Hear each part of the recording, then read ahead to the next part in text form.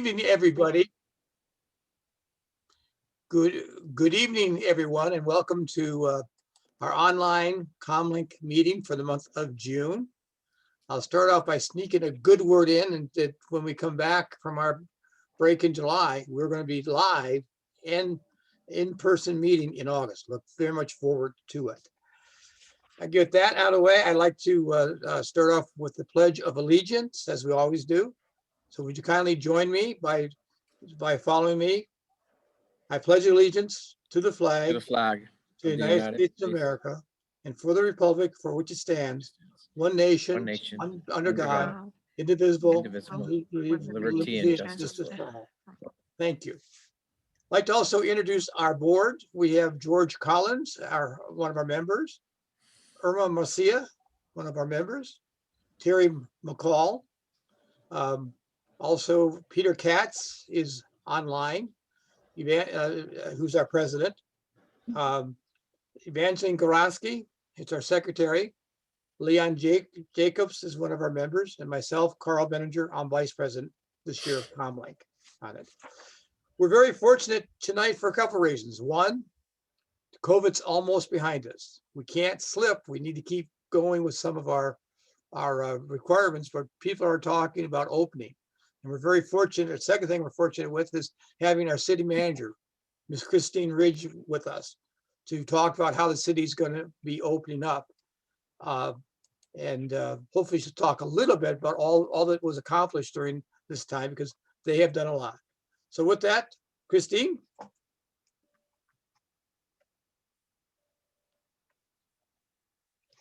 Well, thank you, Carl, and it's a pleasure to be here again. Thank you to the board for inviting me. And I'm like you, Carl, optimist and excited. Excited to see Santa Ana's economy reopen with the rest of the state. It has been a long, difficult road to get here, but the COVID-19 case rates and deaths throughout the area are staying low. So the best way to continue that trend and to keep things open is for all of our residents to get vaccinated. So the city most recently has been working really hard at collaborating with different local organizations to sponsor vaccine clinics and provide vaccine locations. Over 64% of Santa Ana residents are fully vaccinated. So that is good news. It has been working, and we're still continuing to try to get the rest of them vaccinated as well. This certainly is allowing for our businesses to resume full operations and for everyone to get back to their lives. The state mask order, it ended this month, and I lifted our local mask order covering requirements as well. And so the city right now, we're following the local, state, and federal guidelines for mask and other health rules. And basically, if you're vaccinated, you don't need to wear a mask in most situations. There's certainly some healthcare settings and school settings where masks are required for vaccinated and unvaccinated. But for the most part, vaccinated individuals do not have to wear a mask, with some other exceptions for very large indoor gatherings. Now, businesses on their own can make their own policy, and they may still require, so it's best to always have a mask in your pocket when you're out and about, because an individual business may still ask that customers do wear masks. So what does this mean for city government? Well, it means that we can fully reopen. So throughout most of the pandemic, and I think I've talked about this before with this group, is we never fully shut down. So a lot of the other municipalities did close up City Hall. That's not something that Santa Ana did. We are essential services. We did have programs and services that we did have to stop offering because they weren't considered essential. But for the most part, we remained open. We continue to provide those core services. We adapted very successfully and quickly to a lot more online services and programs. I don't know if any of you took advantage of the curbside pickup at the main library. That was a very popular one of those services. But with the full reopening, we will have, we'll be able to have the traditional methods to serve individuals as well. We're still going to utilize some of the practices that we did because they seem to be quite popular to those that we serve. So you can still make an appointment at City Hall to get many of the services. but now we are taking walk-ins as well. And certainly the cashier's counter, you don't need to have an appointment to visit that. You might also have noticed that it's a little bit of a hybrid meeting with our city council meetings these days. So before where it was virtual everywhere, there are now individual council members that are coming into the council chambers.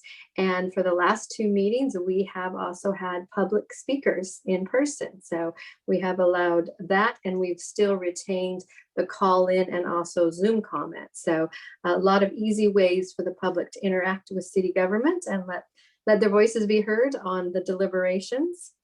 As far as the fun stuff in our city, the swimming pools have already fully opened and the summer recreation programs are starting. We don't have a firm start date for our senior centers and our community centers. We were utilizing several of those for vaccination sites. So we do plan to fully open them this summer. I just don't have a fixed date for you. But the zoo, we do. July 1st, the zoo is going to resume full operations. That's 7 days a week from 10 a.m. to 4 p.m. And then, of course, as a reminder, if you're a Santa Ana resident, you can visit the zoo on the 3rd Sunday and get in free. So no admission charges. The main library is also reopening. You might have noticed there's quite a bit of work happening with the library. So we were able to put in a new roof at the Central Library, and we are redoing the windows. And I'm going to talk a little bit about that because if we are permitted to use some of our federal dollars, you will see a full transformation of that great asset, the Central Library. Our senior centers, as mentioned before, don't have a start date, but we are planning to resume to full capacity this summer. And while we can't have our usual city-sponsored events, I know several are upset about not having a 4th of July, which is a spectacular event, but it does take about 6 months to plan. So we are going to be able to have a few treats for you. This summer, Parks and Rec is embarking on movies in the local parks. There's going to be 14 different movies at parks around the city. And then we are going to do the October 5K. That event will take place, as well as our holiday celebration in November in the plaza. That will still take place. And then by next fiscal year, we'll be back on track with a lot of our traditional events. We do have, still quite a bit to do to recover from the pandemic. We do have residents that are still struggling. One of our most popular programs is rental assistance, and we've received additional federal dollars for that purpose. And the program now is allowed to pay for 100% of past due rent all the way back to April 2020. So what that does is it helps protect the tenants from evictions, but it also helps the landlords and the property owners recoup monies that they have been without for quite a while. So I'm going to talk just a little bit. I know, Carl, this wasn't on your requested item, but Revive Santa Ana, that is our plan. We've talked about it at council, so maybe many of you have heard about it there. But this is the American Rescue Plan Act dollars that the city received. In total, we estimate we're going to receive about $128 million. It is coming in 2 tranches, and we have received the first tranche, which is roughly $64 million. And at the council meeting on July 6th, we are hoping to get the dollars appropriated so we can start to roll those out. So some of the proposed and recommended programs that we're going to do, certainly going to spend some on still assisting with the recovery, collaborating with vaccination providers. We want to continue with some of the sanitization that we've added. We also are going to be doing a study to determine if there's a benefit for the city to actually have their own public health department. So that will be undertaken. A lot of direct assistance programs, mainly in the areas of rental assistance as mentioned, but early childhood support, Head Start programs, child daycare services, after school services, and some youth activities. Very popular still in our city is all the food distribution. So we want to invest more to make sure that those can continue on. And public health and safety and critical infrastructure. We're still scouring all of the guidelines to make sure every dollar that we spend does meet with the US Treasury's requirement. But what we hope to do with a lot of that dollars is to make the noticeable improvements from the impacts that were caused from COVID. So certainly a lot of programming for homeless. So one of the exciting programs that we want to do is a rapid response homeless team that is diverted away from PD. So 911 calls will actually go to a homeless dispatch so that we can provide services to the homeless that are in our community. We want to upgrade a lot of the park's restrooms. We want to add some security lights in our neighborhood, street lighting. We hope we can use some of it for pedestrian and mobility improvements. And we do want to spend a whole lot on the central library to just completely transform that building and potentially add a third library. So these are we're still going through the fine details of the guidelines to make sure we can do all of that. But so far, it's a very bright future for Santa Ana, and I'm super optimistic. We did get the citywide budget approved.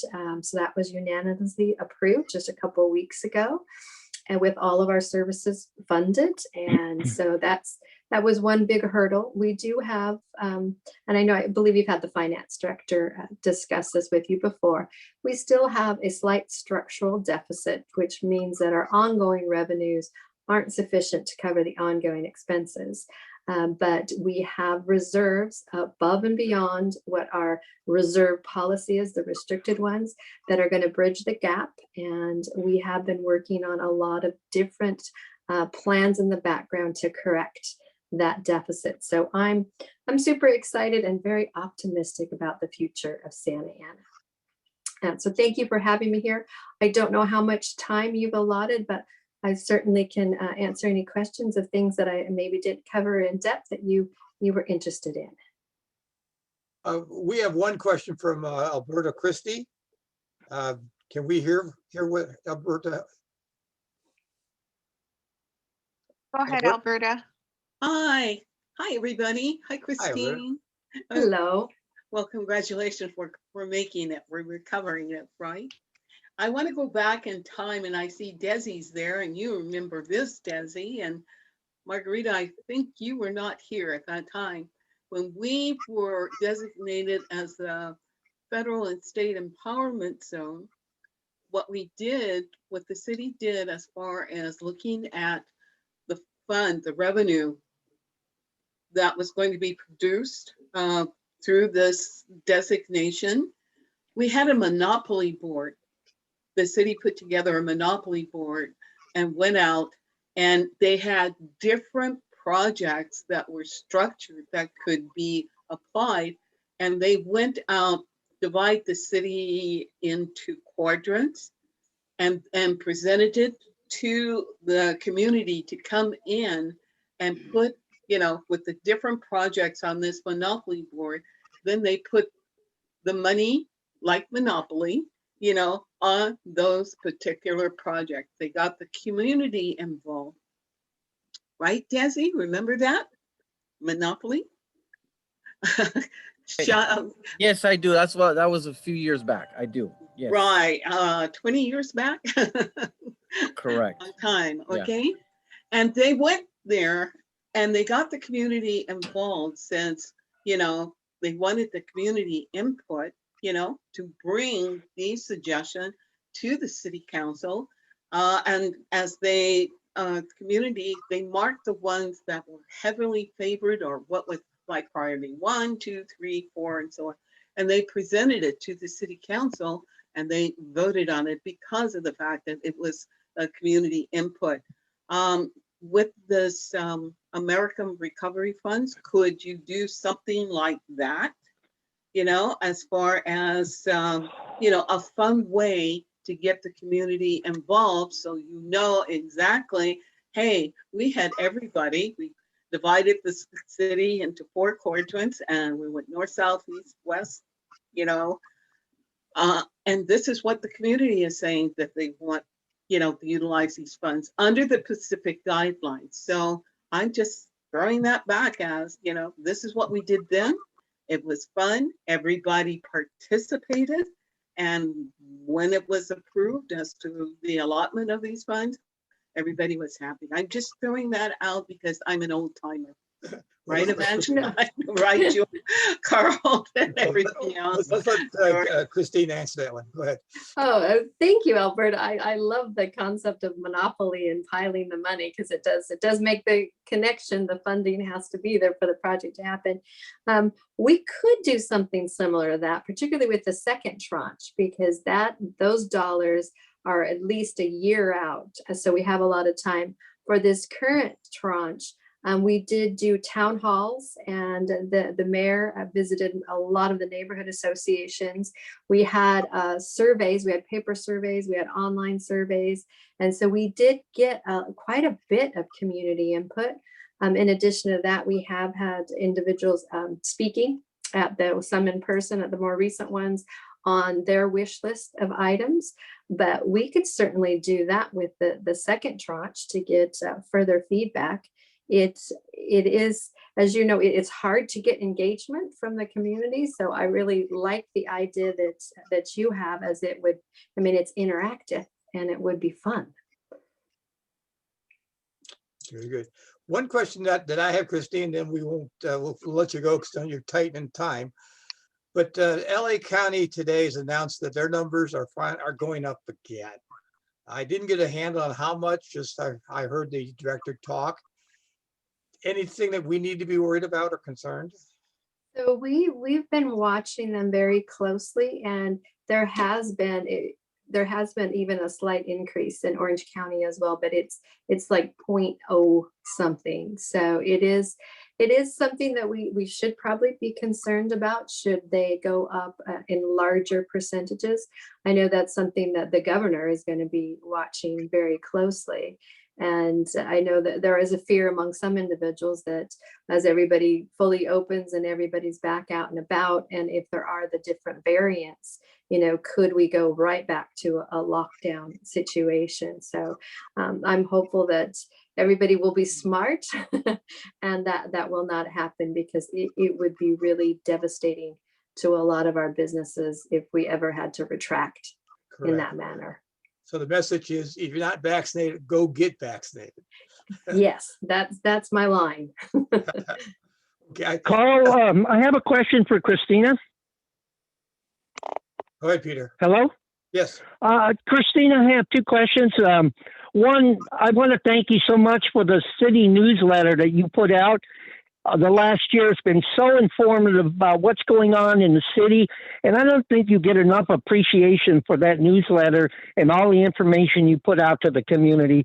But for me, it's provided a lot more information in the news media and the newspapers, and I mean, it goes right to the heart of the city. So I want to thank you to keep up that good work. And the second thing I want to say is, I attended the 14-hour marathon Irvine City Council meeting on Tuesday night, and Mayor Farrakhan asked me to personally thank you for the cooperation with the Irvine Police Department on these intersection shutdowns and these donuts races in the city. And they are so thankful that the city of Santa Ana and Irvine are cooperating together to shut down these intersection shutdowns and the racing that's going on in the street. And she wanted me to make sure that you got that message. So that's my message. Thank you, Peter.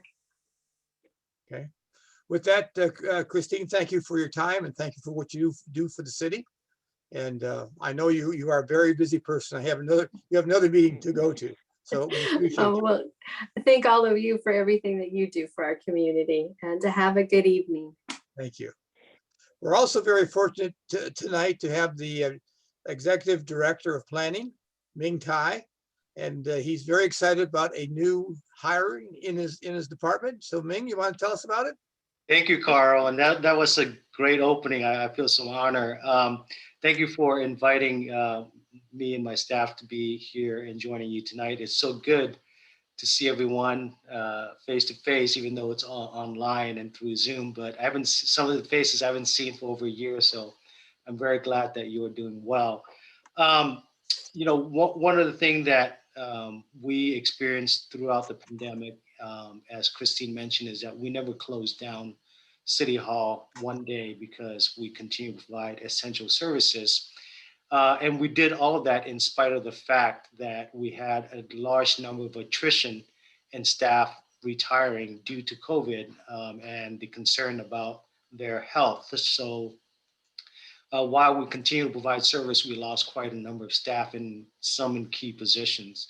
And one of those positions include the planning services manager with departure of Vince Fregoso for many years, and that left a void in our staff of a major position.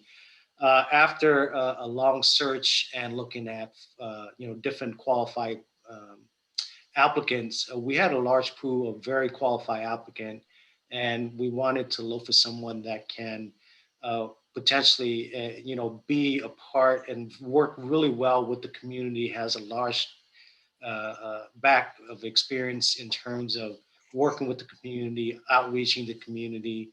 And we found that person, and I want to introduce her to you tonight. Our new planning manager, her name is Fabiola Zelaya Meliker. I'll let her talk about her history and experience, but in selecting her, I felt that she is someone that can work with our community, can work with organizations like ComLink and our neighborhood associations. So I look forward to her not only acting in the planning manager role, but also working with NIP to really get to know our community and work with the board and the neighborhood association to continue the work that has been done for so many years. So Fabiola. Hi, Min. Thank you so much for that wonderful introduction. Yes, as Min said, my name is Fabiola Zelaya Meliker, and I'm very excited to have the opportunity to serve this community. I'm available to meet with you guys, and I'm actually looking forward and having the opportunity to meet you guys personally when we resume in-person meetings. As Min indicated, I have over 20 years of experience in planning, and I have worked for different cities, primarily in the San Gabriel Valley. I've worked for the city of Azusa, West Covina, San Dimas, and now I'm so privileged to be here among all of you guys and ready and willing to serve you all. And so I'm available to meet anytime. And I also speak Spanish for those members of the community that are more comfortable speaking Spanish. Yo también hablo español y estoy encantada de estar aquí. So I look forward to meeting you all and working together with Margarita and the rest of the, Min and the rest of the department staff. So thank you so much for allowing me to be here tonight.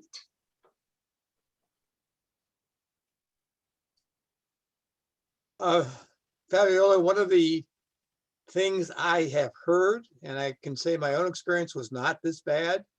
I found planning being very cooperative when I decided to upgrade my electrical box here, do it myself, and had to get inspected. And I found it very helpful. But one complaint we all hear is getting through planning, getting through your area. I don't know if you had a chance to get any feel for streamlining, or do you see any streamlining that you're planning to do in that area? As you probably know, we are working currently in a new general plan, and one of the goals that the department has is having also a new development code where we can streamline our processes. And obviously, I've been here only 3 weeks, but that is something that I will be working with staff. And, as Ming indicated, the department have lost some staff members. So it is time to look at those opportunities where we can streamline the processes and, and be more efficient. So definitely that is something that's an opportunity for us to take a look at. And thank you for bringing that up. Appreciate that. Any other questions for her? We have a hand raised by Alberta Christie. Go ahead, Alberta. I'm on the mute. Welcome, Fabiola. And Thank you so much. She will be at our HRC meeting, which is in person, guys. On February 1st, we are having the Historic Resource Commission at 4:30. And I hope that, Min, you will bring Fabiola to introduce it to the commission. Absolutely. Alberta, I'm sorry, what date is that again? You said February 1st. July I 1st. mean, July 1st. July 1st. July 1st. It's, thank you. I'm sorry. Because Alberta is so forward thinking. She's already thinking about like February next year. She's way I into. told you I'm getting old. Thank you, Alberta. Thursday. Okay, thank you. Thank you. Okay, with that, Fabiola, welcome to the city. We look forward to working with you. And So much. Thank you. thank you, Ming. Appreciate Thank you for having us, joining you tonight. You have a great weekend. Take care. it. Thank you. Thank you. Despite the pandemic taking place, we decided to proceed with our most beautiful yards. And we have winners. And I thank the committee from Comlink who looked at all the pictures, and the city that helped us get all the pictures, and all the neighborhoods who turned in different nominees. And so I'm going to turn it over to Alicia to take it from there. Carl, before Alyssa starts, I just wanted to just share welcome to those families who are winners, of the most beautiful yard. Welcome to Comlink. Some of you may know about the neighborhoods or of Comlink, but we see this as an opportunity to connect you even more with the neighborhood. And the fact that this is the 33rd year that we're offering the Most Beautiful Yard program is significant. And so as Alyssa from our team gets ready to prepare it, that is just something that the Comlink board and those who are part of the selection committee wanted to make sure we offered this opportunity and not let the pandemic get into the way. And Peter, I'm going to mute you because I'm hearing some sound. So, but in any case, the pandemic was not going to stop. What families have been doing over the past year is reinvesting in their yards, having that pride of ownership and being able to be nominated to be part of this program. So with that, Alyssa, are we ready to begin? Yeah, if you can hand it off to Desi so he can start us off. And we hope you enjoy the New York Jazz background music. All right, good afternoon. Thank you, Comlink, for inviting me to participate in this meeting. And I believe we have 20 neighborhoods participate this year. That's what I'm counting on my list here, which is great. So our first winner is Artesia Pilar Neighborhood Association. The address right here is 612 North Rate Street. And the winners of this property are Leticia Guzman from Artesia Pilar. Thank you for the Guzman family. Very nice.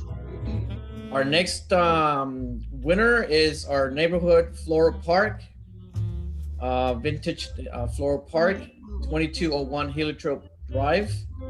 And the owner of this beautiful property is Sherry Bull. Congratulations.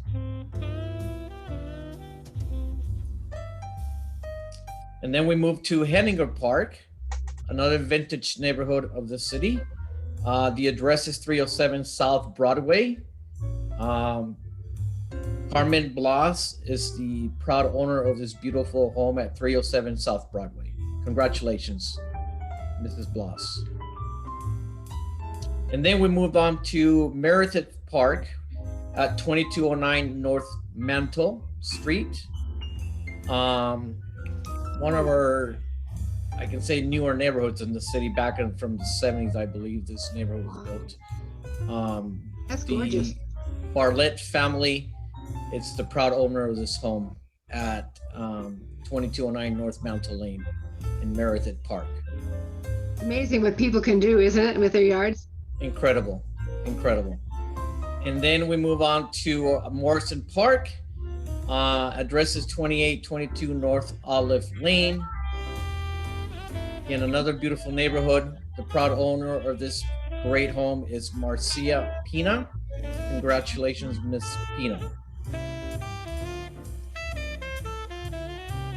And then we move on to Park Santiago. Susie and Steve Secondo, proud owners of this property at 2328 Santiago Street. Congratulations. Beautiful hardscape, drought tolerant yard. And then we move on to Portola Park, 1426 East 18th Street. And owners are Cristina and Miguel Bravo. Congratulations. Beautiful yard. Finally, Republic Homes, 3113 South Pacific Avenue. Rosemary Gomez, the proud owner of this beautiful home too, showing the hardscape with drought tolerant plants. Thank you very much. And congratulations, Gomez family. Great job, everybody. Those are really outstanding this year, even I think more so than some in the past. Each one of them is really exquisite. We have more to come. Oh, I'm Yeah, sorry. so I'm up next with presenting. So up next is River Glen. So the home selected for River Glen is 1313 Pinehurst Circle. And family was the Maitel family. Congratulations. Total of 11. And then up next we have Riverview West. The home selected for the Riverview West neighborhood is 1105 South Flint Ridge Drive. And congratulations to the Nguyen family.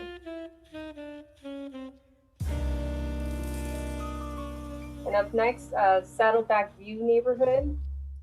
The winner selected was 515 North Linwood Avenue. That's around you, Desi, isn't it? That's my neighborhood. My neighbor, look at them. They're Is that great right? neighbors. And that's Coco right there in the Yeah, middle. very quaint. Yes, Yeah, congratulations, Serrano they've done a family. beautiful job. He's out there twice a day taking out those jacaranda tree blooms. I believe it. We used to have one too. Yeah, when we were first married, every morning you're out there sweeping the yard. So up next, the Santa Anita neighborhood. The winner selected was 118 North Field Street. The family was the Carbajal family. La familia es la familia Carvajal. Felicidades. Oh, Narcy, we can actually hear you. Oops. So this is Felipe from the Santa Anita Neighborhood Association. He's the president, and then handing the most beautiful yard sign. And so up next, Thornton Park. Carl, if you can announce. Thank you, Lisa. I'd like to congratulate Thornton Park, 2818 South Bernace Drive, and Candace and Dominic Diaz. Beautiful home that they have there in Thornton Park. Next one up is Valley Adams, and the address is 2322 South Central Street, Unit A. And I don't know if these are two different people or one and the same. Peter Oscar Levinas. Beautiful home that they have there, well taken care of. I congratulate the family. And then we have Washington Square, 1307 North Lowell Street, Santa Ana. And yes, Jeffrey and Isabella Ferrara, and the beautiful home that they have there in the Washington Square area. And go along with what you said earlier, Evangeline, a lot of people put a lot of work, and it shows. I love doing this every year, just to show how many beautiful houses there are. In case everyone's wondering, we do not take repeats. So therefore, these are all new homes from last year. Well, perfect, thank you, Carl. And Mark, last four. I can go ahead and do this. So up next, West Floral Park neighborhood. The winner selected 2238 North Counter. This is the home selected. And congratulations to the Reese and Clute family. And up next is the Willard Neighborhood Association.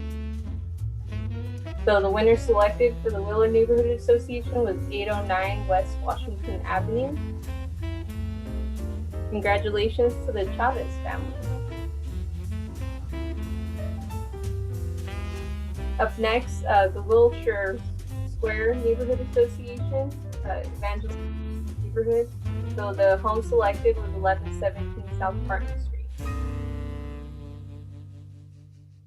This is the home selected. And congratulations to the Soto family. And lastly, Windsor Village. Windsor Village neighborhood, home selected was 3317 West Hood Avenue. Cute. And congratulations to the Grant family. So that's the end of the most beautiful yard homes. Yeah, I'll give it back to you, Carl. Thank you, Lisa. I'd just like to add so people know, we've asked the neighborhoods to turn in 3 selections. And as you see by the winners, there's just some beautiful homes, nicely done in Santa Ana. And I'd like to say congratulations to all those that have won and all those that were nominated. And thank you for your good work, because you make the city better block by block, and you improve the city. So we want to thank you and recognize you. And I want to thank Desi Reyes, because Desi, how many years have you judged this contest for us? You're muted right now. Probably about 20. About from last century, I think. Didn't we start this last century? I know Back in you're the old. 90s? Yeah. Well, I've been happy to be a part of this, and I love to continue to be doing it. Thank you. Well, we appreciate you donating your time, and to the other board members. I know Irma was one of the judges, and Peter was one of the judges, and I don't think I missed anyone on that. But again, thank you. Terry was one of the, I just wanted to add that Terry was one of the judges, and Desi Reyes, of course. We also have Eric Scandred, who was not able to connect tonight, but it's a great team, you know, and this is like, again, so important, Carl, as you were talking about. These recognition programs go a long way in connecting families to neighborhoods, to Comlink, to the city, with a beautiful program to showcase the homes and what they have to offer to beautify the neighborhood. And to let everyone know, if you drive through the neighborhoods, look for the signs, because they're given a sign for a year, most beautiful yard, as well as some other prizes. And as Eric did as usual this year, I assume, because he donates the prize to them every year, so they can continue. And we're very thankful that he does that. And no one asks him; he just does it because he feels very good about this, about recognizing the homes in Santa Ana. Yes, he's the anonymous donor. Thanks, Yeah. Carl. I say his name all the time. Again, thank you for all those that participated, and thank you all the nominees and the winners. We very much appreciate it. Thank you. And if you want to congratulate, we see a lot of great messages of congratulations on the chat in English and Spanish. Please feel free to cheer us on, because it's just another way. We can't be here in person, but it's definitely a way of, you know, recording a lot of the compliments and just the gratitude, you know, about recognizing a family that is working hard and just working on their yard, on their home, as we are together promoting the neighborhoods and helping to make them stronger. So thank you. And I do want, to the Comlink board, I want to thank you for continuing to support this program. But I also wanted to thank Alyssa Ventura of our team, who you know, really took the lead to be in contact with all of the families who were receiving nominations, working with the different chairpersons from the neighborhoods to get them more involved and helping to distribute the sign. So way to go, Alyssa Ventura. Thank you for your hard work on this. Round of applause for her. Yeah, of course, no problem. Happy to do it. Moving on, and not to cut that short, but just to move on. The city manager did mention something that is happening this year. And we've had some people a little concerned about doing this in the neighborhood, now doing it in the parks. I think it's a great idea in the park, draws more people. But starting July 14th, running to August 27th, they're going to have movies in the park. And there's a link that you can see where they are at and where they're going to be. And if this is the flyer, if you follow that link, you'll see the flyer and you'll see all the different 14 parks. And I will mention quickly, Wednesday, July 14th, Toy Story at Jerome Park. Friday, July 16th, Mona. Wednesday, 21st that was at Cesar Chavez Park, Campsite Park. At Rosarita Park on Wednesday will be Abominable, which is what I sound tonight. Friday, 23rd at Thornton Park, my park, is going to be Aladdin. Wednesday will be July 28th, will be Mary Poppins. Friday, July 30th is Raider of the Lost Arts at Petrola Park. Wednesday, August 4th will be The Jungle Book at Santiago Park. Friday, August 6th, Memorial Park will be Selena. Wednesday, August 11th, Lion King at Little King Park, I'm sorry. Friday, August 13th, Frozen 2 at El Salvador Park. Wednesday, August 18th, Troll World Tour at El Salvador Park again. And then August 20th, Raiders of the Lost Art. I'm sorry, Reign of the Last Dragon, Delhi Park. And Wednesday, August 25th, Incredibles at Madison Park. And Friday, August 27th, Coco at Centennial Park. So you can see them all around, and that's one of the great things I used to like as a kid, is going and watching a movie at night and being in the park. You'll have the darkness of the sky and the movies playing, and should be a good time for all.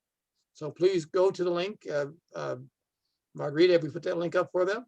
Yes. And enjoy Link a to movie flyer. in the park. I'm very excited about the program. Yeah, if I can add, Carl and the Comlink board, one of the things that the special event staff under Parks and Recreation, we have Sonia Batras. She's actually working with our office to reach out to the different neighborhood leaders that are near the movie nights that they're going to have at the park. So there will be some more discussions with neighborhood leaders to have them be a part of this effort, whether it's having a table, having a presence, because that is something that is important for neighborhoods to be able to have their own movie nights at the park. So those opportunities will happen again after we launch these citywide movies at the parks. We'll be able to transition to have the equipment available for the smaller scale neighborhood movies at the parks in the future. So that's exciting as well. Very, very good. Do we have any questions from anybody out there? Have you gotten any hands raised? Oh, Alberta Christie. Go ahead. I was since Centennial Park is my area over here, at the meeting with Sonia. Also, if you'd like to help them, they'll need volunteers to help, with movie night. So if any of you, because I know on the 27th at Centennial, I'll be out there helping staff, to either set up or do other things, but they could use your help with this movie night as good neighbor volunteers that we are, So just contact Sonia Batras to let her know that you want to help volunteer, with the movie night in your particular area. Marguerite, could we put Sonia's number up on? Yes, Okay. I will enter that on the chat. Thank you, Alberta. Thank You're you. welcome. Thank you. just so everyone knows is that July, we do go dark in July. We'll be back in August. And I kind of spilled the beans early in the meeting saying that August will be back again in the community center. God willing, we're very excited and really thank all of you for following with us and through these hard times, and especially to the city and Marguerite in particular that got us going with at least having these visual meetings to keep us informed on it. And we all look very excited about being back in the community center again in August. And I just got off a plane a few hours ago, so my mind's a little scrambled. Marguerite, I know I told you what date it is, but what date are we meeting in the community center? Yes, so it's the Santa Ana Police Department Community Room on Thursday, August 26th. That will be the first the next Comlink meeting and the first in-person meeting in over almost a year and a half, actually. So, so yeah, the police department is on board welcoming Comlink for the monthly meetings. And our office is also working with the school district to be able to provide the reservations that are needed to hold in-person meetings at schools for neighborhood associations. So we're in that process. We're working with the city manager's office just to finalize all of that so that we can plan to start these meetings in person come August, September. Very exciting, get back in person. We do have a holiday, July 4th. I want to wish everybody a very happy July 4th between now and then. Be safe. Remember the number to call if fireworks gets too out of hand in your neighborhood. And we hope everyone has a very safe and happy July 4th. And with that, this meeting is ended and convened. Thank you to everyone. Thank you. Thank you, everyone. Congratulations and good night. Good night. Thank you, Margarita, for everything.